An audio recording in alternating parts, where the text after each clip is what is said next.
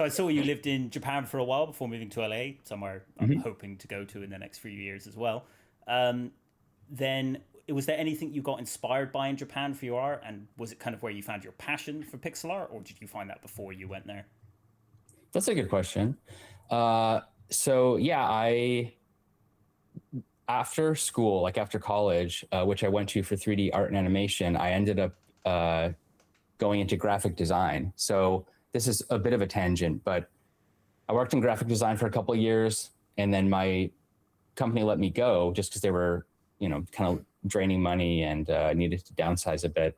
And I was just kind of floundering. Like I didn't, my portfolio in 3D like wasn't good enough for me to get a job, uh, working in like a AAA space at the time.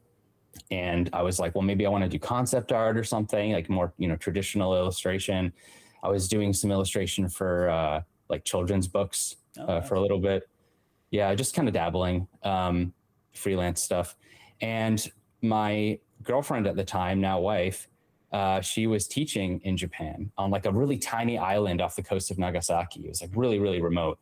And she was like, well, hey, if you're not doing anything and you just need some place to sort of collect yourself and figure things out, why not come out and live with me? We actually met in Japan studying abroad years before, but that was like the first time I was like, okay, I'm going to take some time and go out there.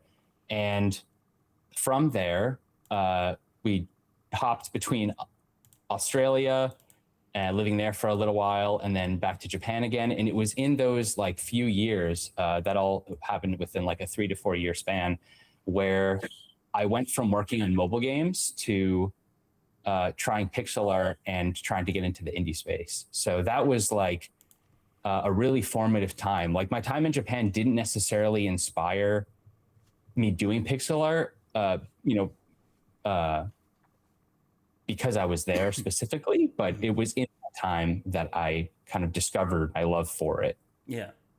Yeah, and got and like I had the time to kind of hone those skills. So I spent like a good I would say like 3 solid years, just like learning everything I could about pixel art, just kind of absorbing it as an artistic medium, and sort of falling into a career doing it. It was never my intention. It was not something that I like grew up, idealizing. I had not really given it much thought at all until that period. That's fair. I mean, my degree is in filmmaking, and I ended up in IT as an app developer. So yeah, I think we kind of don't ever realize where we're going to end up, to be honest.